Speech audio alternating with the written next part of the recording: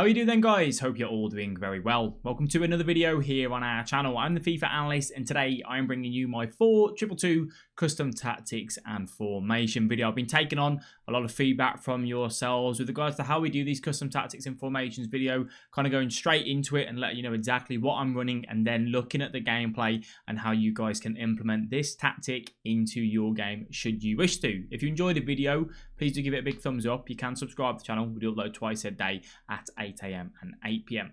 So the 4-2-2 formation last year that I wasn't particularly happy with. I didn't really like it myself, if I'm honest with you. I felt that the two CDMs and the two cams, the two outer cams and the strikers were always too far apart from each other. I found it very difficult to get things going. How is this formation applicable to people? How can you use it? You can use it as a quick counter-attacking formation, or you can use it as a possession formation. The way I played it, I'll be honest with you, was a possession-based style. It wasn't so much for a counter-attacking, but you can do it either way, and we're going to show you how you can do it, obviously, with the custom tactics that we're going to give you today. So as you can see, that is the team that I used, Rashford and Mbappe up front together. So the 4-2-2, the defensive style, this is how you want to play it.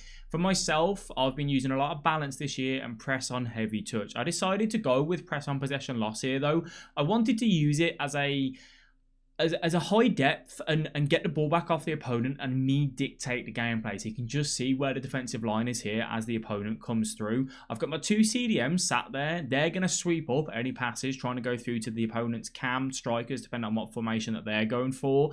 And then I can obviously counter-attack based on that and get the ball on the edge of the box and me control the game and have that high depth. And if I lose the ball, I want to try and win it back as quick as I possibly can with that press on possession loss. So that's what I decided to go with. You may go press on heavy touch or even balance is completely fine. It's however you want to have this formation set up. It's completely up to you. Drop back I personally don't like. Press on heavy touch. Press on possession loss is a little bit more aggressive. So if you're not a great defender, go with heavy touch or go with balance. You can't go wrong with that. So for width, we've obviously got the width and the depth to take a look at now for us. When it comes to the width in defense, this is how wide your defense is going to be, whether they're going to be narrow or whether they're going to be far apart from each other. I went with full width here. This just means that if anyone goes down the wings, you've got the ability to cover the wings, but also not be too open in the middle as well. So it's nice and compact and kind of fits best of both roles. Now depth, as I said, I wanted to run a high press on this formation. I went with 5 depth. You can up it to 7. You can go to 3. Depends on, again, how you guys want to play it. But if you're going to copy these, that's exactly what I ran.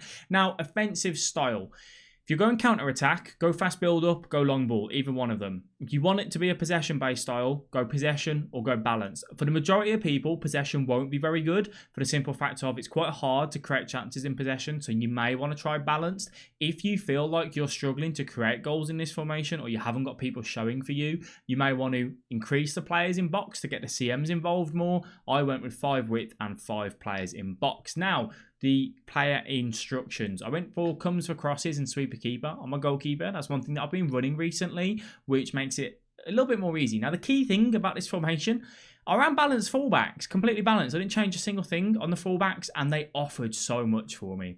Cut passing lanes, conservative interceptions, cover centre for my box-to-box centre mid in Pogba. Conservative interceptions, I've been doing this to try and stop the CMs getting caught out of position too much. Cut passing lanes, stay back while attacking. Conservative interceptions, cover centre for my right CDM. For the right attacking mid and the left attacking mid, I had them both on get into the box across. We've talked about this in plenty of videos, how we want to run that. And then this is the key difference here from what I probably run compared to everyone else. Stay central and false 9 on my one striker. Why? The reason why I don't like the 4-2-2 is you don't have that simple pass in. Stay central, stay forward, get in behind for the other striker. So having my left striker, this can be whoever you want. Pick the striker that you think suits that role better.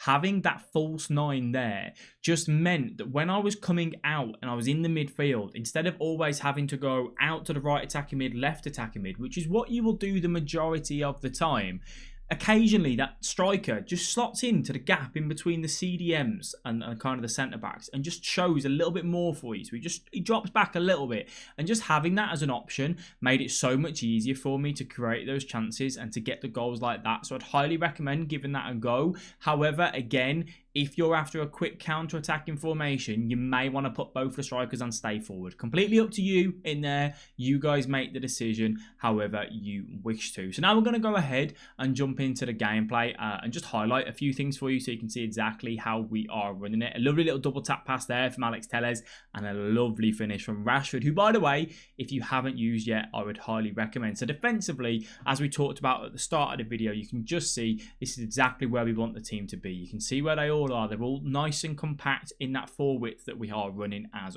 well. So if you are going to run it on a quick counter-attacking formation, you are going to look to go boom straight out to the wings. For me, because I was playing it as a possession-based tactic, because there's two ways that I could play it, I use the wing and the right back and the left back so much because they're unbalanced. You'll just see how much further they go forward for you. If you copy these tactics to the T, you can't give the ball away in the middle of the pitch. So look where Telles just made that run. Look where the Semedo is now. You can see how high they are just on balance. And this is, you know, Semedo's got a high defensive work rate and they still get forward. That goal there that we've just scored probably wouldn't have happened if I did not have my fullbacks on balance. Do I think it's a necessity this year? No. Do I think everyone should run it? No.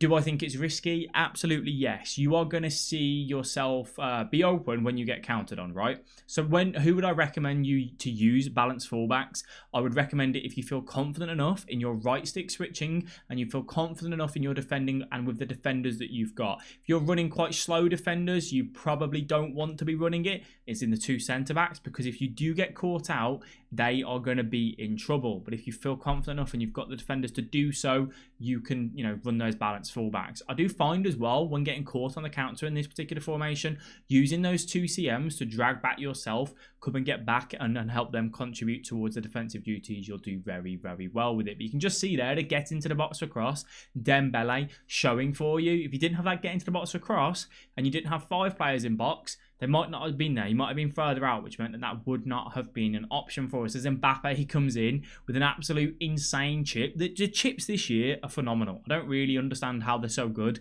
I hope it is something that EA will address at some point, because chips are great in football. We all love to see them, but they don't happen that often, and they're happening quite a lot at the minute. As you can see from the clip we looked at the start of the video, Sanchez just sweeping up there for us, driving forward with Semedo, using the full width, Martial just bodying off his man.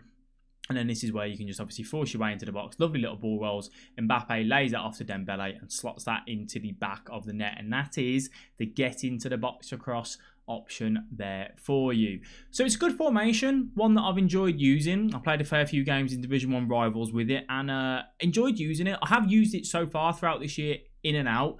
I started with it at the start of the game. I tried the 4-4-2, 4-2-3-1 and the 4-2-2, and I didn't mind it when I used it 2-3 weeks ago, but I wanted to give it a proper in-depth review now, and this is kind of the formation that I've set with. Would I use it as my go-to in FUT Champs? I don't think I would, because I personally think the 4-2-3-1 is the easiest formation and the best formation to use on FIFA 21. It's just so balanced. I love the fact that you've got the Cam there who distributes the play as and where he wants, has everyone where I want it to be. I've kind of replicated that with the false 9, but it's not the same as having an out-and-out cam, because you can still look for the 1-2s between the two strikers, and that's obviously one of the perks of having the 4-2-2 as a formation. If you gave me an option of 4-2-2 or 4-4-2, which one would I pick? I think I'd pick the 4-4-2. I prefer the attacking patterns in the 4-4-2 with the two strikers, how it's so side to side, and the 4-2-2 feels very rigid in centre defensive mids to cams, outer cams to striker. I think it's a bit readable and a bit predictable for some opponents. So give it a go though, see what you think. It may be the formation that ticks your boxes and you absolutely love it. You play it as a counter-attack, you play it as a possession style. However you seem fit, you guys can make the choices based on this formation. I will be doing some more videos on formations and tactics very soon as well, taking a look at things like the 3-5-2, for example. And I will go into some 4-3-3s. I know you guys keep asking me with regards to the 4-3-3s. At the minute, the 4-3-3, there's quite a lot of variants of it, obviously. Isn't really a formation that I've been particularly happy with. I feel like the wingers are a little bit too wide in that one. So I am trying to work on the tactics that I like for that. But at the minute, it's not really suiting exactly where I want it to be. You can just see there Rashford obviously coming through. That card is so good phenomenal card. Really enjoy using him. And yeah, it's a good formation, one that you guys can give it a go. And yeah, let me know how you get on. Pop your thoughts down in the comment section below. If you did enjoy this video, please do give it a big thumbs up. I do want to thank you all very much for watching. Subscribe to the channel if you are new, and I will catch you guys in the next video. Bye bye.